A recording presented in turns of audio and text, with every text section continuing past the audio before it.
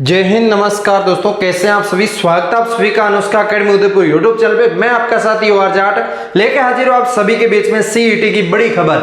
अभी आपने एक ट्वीट देखा होगा और उस ट्वीट के अंदर स्पष्ट लिखा हुआ था कि सीईटी के अंदर नेगेटिव मार्किंग नहीं होगी, हमने ये निर्णय ले लिया है। तो अब इसके अंदर आप देखने वाले हैं फाइनली जानकारी आप सभी के लिए बहुत बड़ी खुशखबरी है। जो सीईटी की तैयारी कर रहे हैं, जो विद्यार्थी सोच रहे हैं कि मैं सीईटी पास कर लूं और इसके अंदर आपका सपना साकार कर लूं, तो ऐसे में आपको मैं बता दूं कि बहुत बेहतरीन हो आप सभी के लिए। सिलेबस हालांकि कम नहीं किया है, आपके लिए ऑफिशियली रूप से पहले ही नोटिफिकेशन आपके जारी होने वाला है। तो इसमें आपकी सारी जानकारी मैं लेकर आ चुका हूं, आप सभी के बीच में पॉइंट टू पॉइंट व्यू देखने वाले।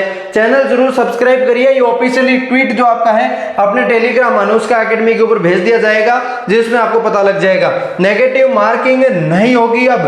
तो अब इसके अंदर बड़ी खुशखबरी है आप सभी के लिए।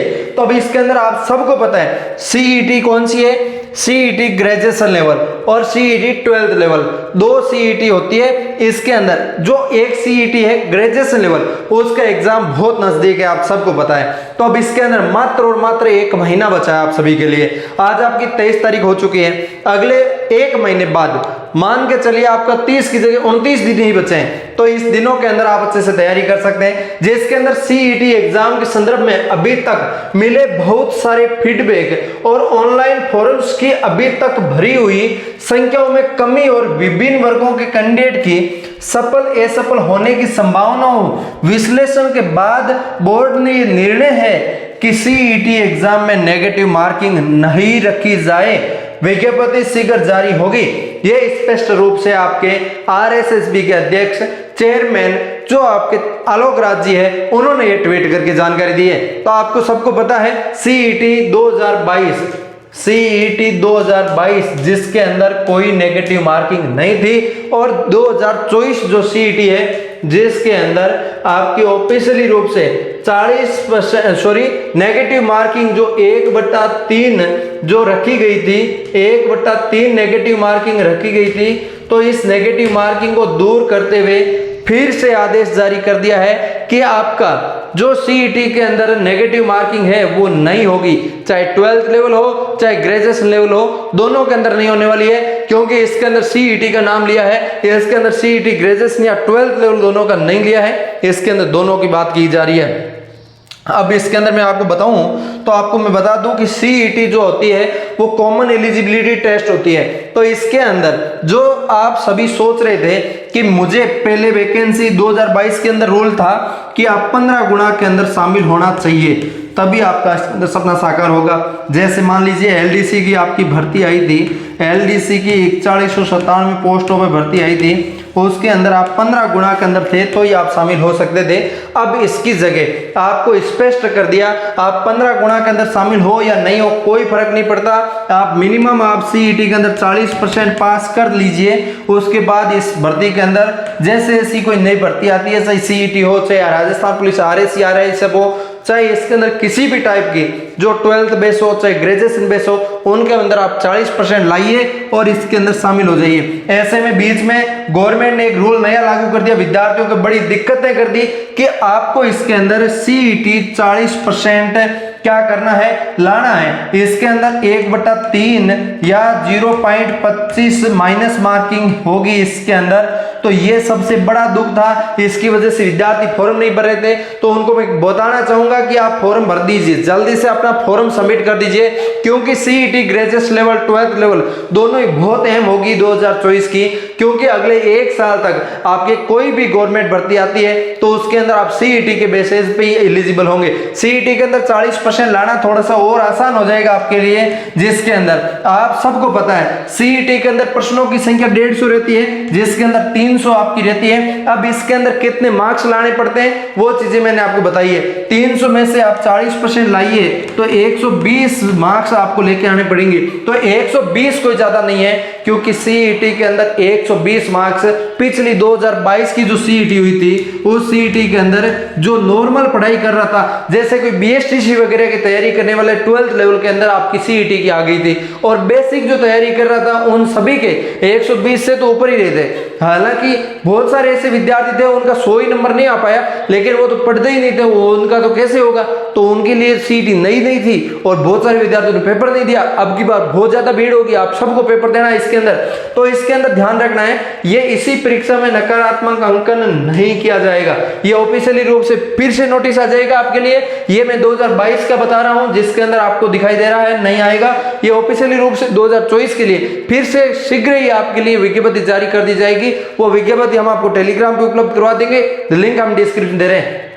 अब आपको 40% लाने का तरीका मैं आपको बता दूं कि आप क्या क्या पढ़ते हैं। सबसे ज्यादा अभी कुछ दिन 30 दिन बचे हैं, इस 30 दिन में क्या पढ़ेंगे जिससे अपना जो 40% आराम से आ जाएगा। तो मैं इसके अंदर स्पष्ट कर दूं आप सभी के लिए कि आप इसके अंदर एक तो राजस्थान जीके आप टारगेट करना शुरू कर दीजिए। राजस्थान जीके जो आप सभी के लिए है बहुत अहम है। राजस्थान जीके के अंदर हिस्ट्री, ज्योग्राफी, पॉलिटी, कल्चर, कोई भी सब्जेक्ट हो, चारों ज्योग्राफी वगैरह सारा इसके अंदर अहम है। राजस्थान का इतिहास, कला, संस्कृति ये आपके लिए आना चाहिए। अब इसके अंदर मुख्य टॉपिक आपको लिए दे रखा है प्राचीन सभ्यता, कालीबंगा, आड़, गणेश्वर। आपको जो टॉपिक दे रखे हैं वही एक बार लास्ट 30 दिन बचे हैं, इस 30 दिन का सदुपयोग ऐसे करिए कि लास्ट 30 दिन में जो जो इस टॉपिक के अंदर दे रखा है आप अपने रजिस्टर में लिख लीजिए, सिलेबस लिख लीजिए कि मेरे ये टॉपिक आते हैं, मुझे यही पढ़ना है। तो इसी में से आपके आराम से अच्छे नंबर आ जाएंगे।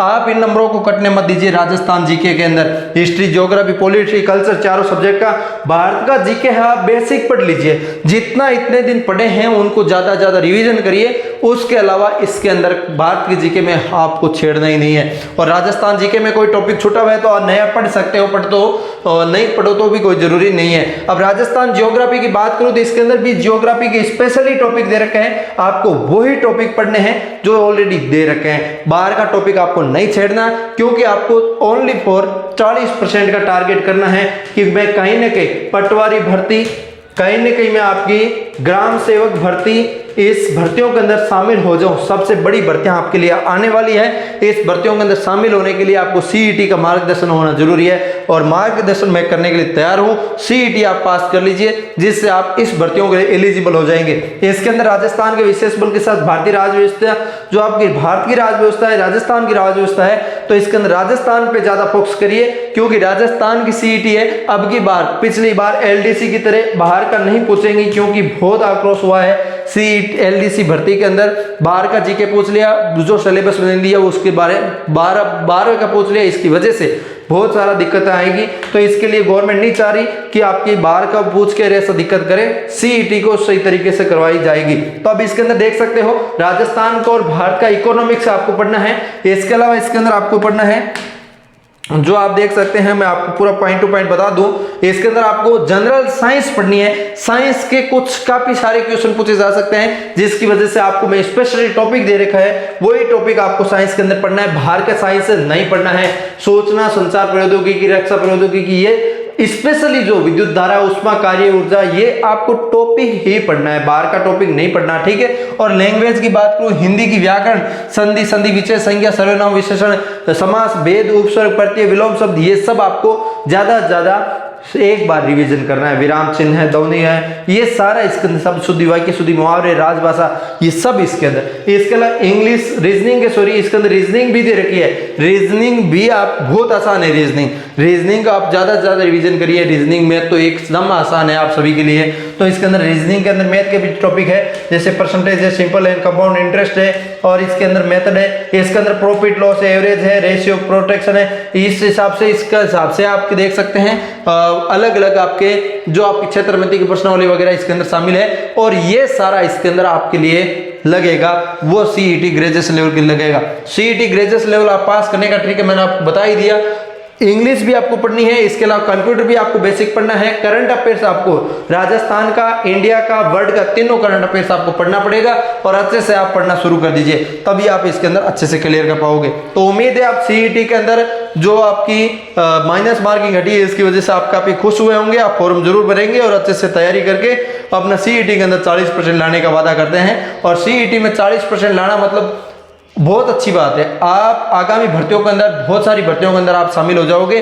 तो उम्मीद करता हूं अच्छे से आप समझ गए होंगे, कोई भी आपका डाउट नहीं रहा होगा। मिलते हैं किसी नए सेशन के साथ, तब तक के लिए जय हिंद, जय भारत।